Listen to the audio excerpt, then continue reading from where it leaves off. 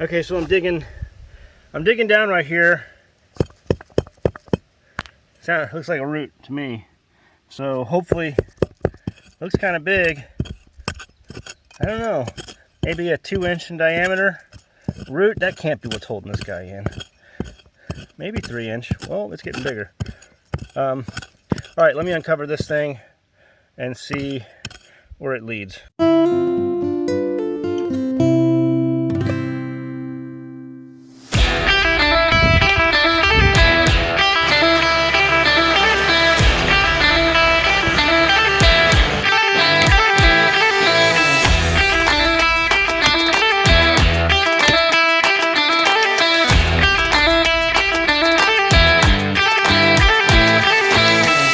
As you can see, there's some exciting things going on in the homestead today. We're pulling a stump out of the ground. Let me give you a closer look at what's happening. So we have a very large 2,500 gallon tank that's going to be going right next to this building here we have on the homestead. We're going to put it between these two windows here next to this building. But we had some issues because there was 2 stumps here, 2 trees. And so we cut the smaller one down, pulled that out with the tractor, no problem.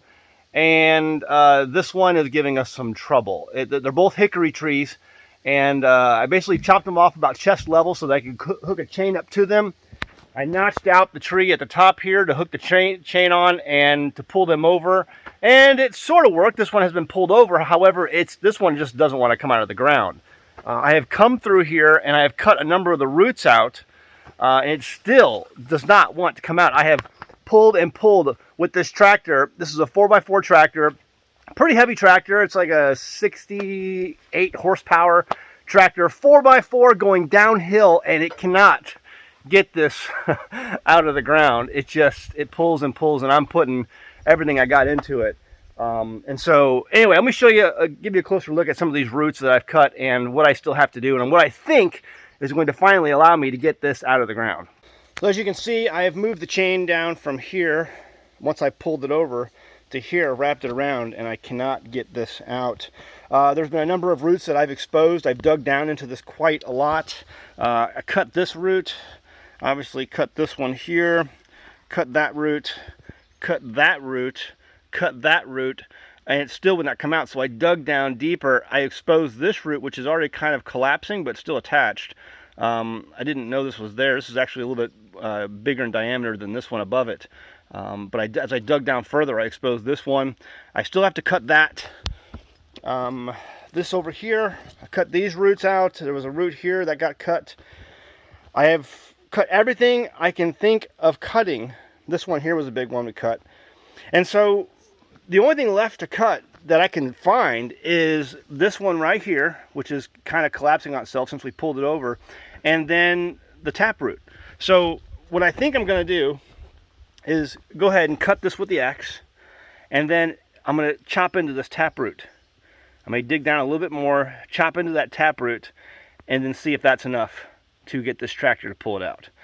I don't know if it will be. If it doesn't, so then we're going to have to dig further and see if we can find more roots, or dig down further and hit that taproot and sever the taproot. Because I think once we sever that taproot completely, it will come out. There may be another root somewhere in there underneath this where it's pulled over on top of, but I mean, I don't know. Hey, listen, guys, there's a reason why hickories, are strong-willed. Old General Jackson was called Old Hickory. Was it Andrew Jackson? Yeah, Andrew Jackson. Old Hickory, they called him, because he was strong-willed. And this thing has got some strong willpower to it. It does not want to come out. But we're going to get him out of there. I guarantee you. We're going to see how Old Hickory does against a 68 horsepower tractor 4x4 going downhill. Now, when we were actually starting this process, there was another, that smaller tree was right here, and we ripped the root ball. The root ball basically tore in half, and we ripped it out pretty easy.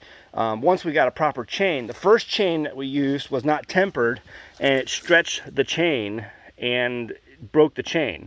And then we got a 6,000-pound tow cable. It snapped that, and then we got this tempered steel chain, and we pulled that smaller tree right out. This one has given us a trouble, but the chain is still holding tight, has not stretched at all, and it's holding up pretty good. But we shall see. So what we're going to do now is go ahead and get this thing severed right here at this root, and then start working on that taproot.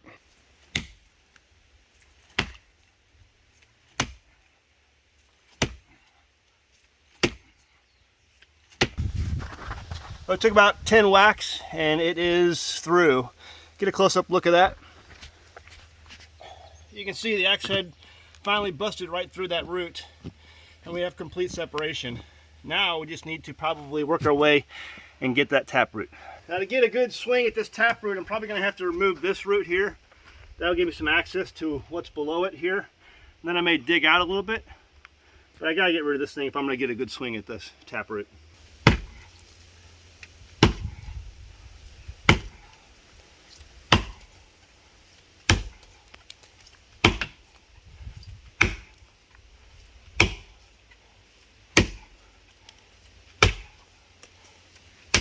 This stuff will make great for smoking barbecue. Save it. All hickory. This guy is being really stubborn. And it's not that big of a tree actually, but I mean, I pushed over bigger ones than this before. This one's just particularly stubborn.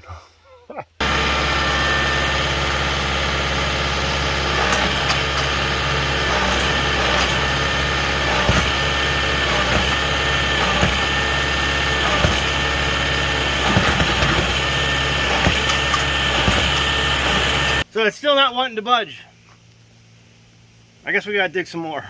So the only thing I can think of that's stopping this from getting out of here is there's gotta be some big root underneath here that I'm just gonna have to find and chop under this part of the dirt. This is the only part of the dirt I have not dug up yet. So I'm gonna have to dig this out and sever any roots I find. I can't imagine, I mean, I've severed so many roots that I don't know why.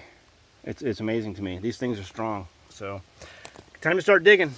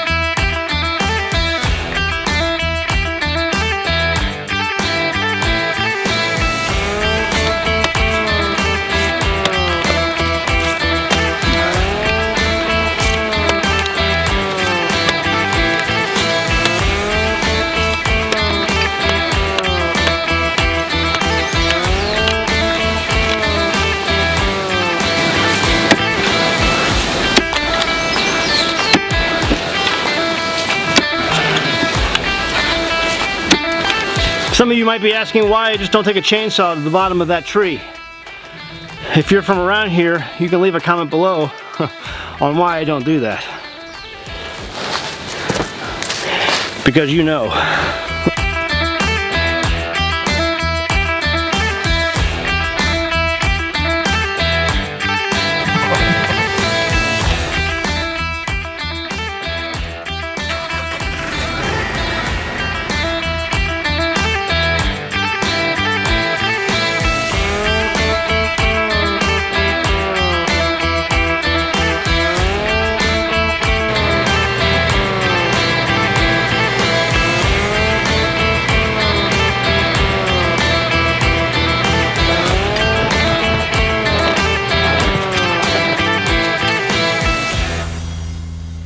Well, with a little more hacking at some roots and uncovering the main part of that taproot, I was able to hack away at that and pull it out of there. So, good to go. It's like one of the hardest parts about homesteading is pulling out old tree stumps. You know, it's like, you think about, in the past, people had horses to do this. And they had dynamite too. I mean, I guess I could have burned it out, but that would have taken a while, and I don't really like doing that close to a building. You know, it just makes me nervous doing that. But I guess I could have done it and watched over it and spent the night out here, keep an eye on it, but because it probably would have smoldered for a long amount of time, and winds pick up out here. We're at a higher elevation, so we get a lot of winds, and so I'm always worried about embers and stuff like that. But anyway, it's gone. And now we can go ahead and fill this in, and we're gonna get this tank put in place and hook it up, and that'll give us water out here from we have campers that come out here once a year, and they camp out in the field down the hill a little ways. Get about 100 campers, and we have about 2,500 gallons worth of water that they can utilize for when they're camping. So it's a good day. All right, guys, hope you enjoyed the video. If you did, please leave a like below. I really appreciate those likes. Leave a comment. That helps Google and its algorithms. It lets people know that people love and watch and interact with our channel. That's always a good thing. And be sure to check out our merchandise over at teespring.com. Right in the description below, you'll see the links to the Stupid Shit Hurt t-shirt. You can find that. It's our best seller by far. People love that shirt. And pick one of those up and tell everybody that you love an American Homestead. And share our videos. We love it when you do that. All right, guys, see you next time on American Homestead. Bye. Hey, guys, I'm happy to introduce an American Homestead sponsor, Zervita Zeal. Now, first off, I only accept sponsors from products that I use and believe in. My family uses Zeal mainly because we want to ensure a healthy immune system. You see, it's made up of only whole food concentrates and includes no artificial colors, flavors, or preservatives. The included sweetener is all natural from fruit and the stevia leaf. It's gluten-free, it's vegan, and it's kosher. In 2018, my youngest son was involved in a bike accident that resulted in the surgical removal of his spleen, and that's an important part of his immune system.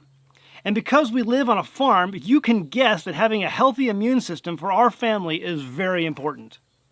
Some of the included ingredients are beetroot, chicory root, turmeric, moringa, blueberries, cranberry, goji berry, milk thistle, ginseng, alfalfa, broccoli, and so much more. It's these natural ingredients that can easily be made into a powerful and tasty drink that my family can make and feel good about. So sign up and give it a try today. Every purchase you make goes to help the homestead so that we can continue to make great homesteading videos for you. Link is in the description below. Go ahead, give it a try.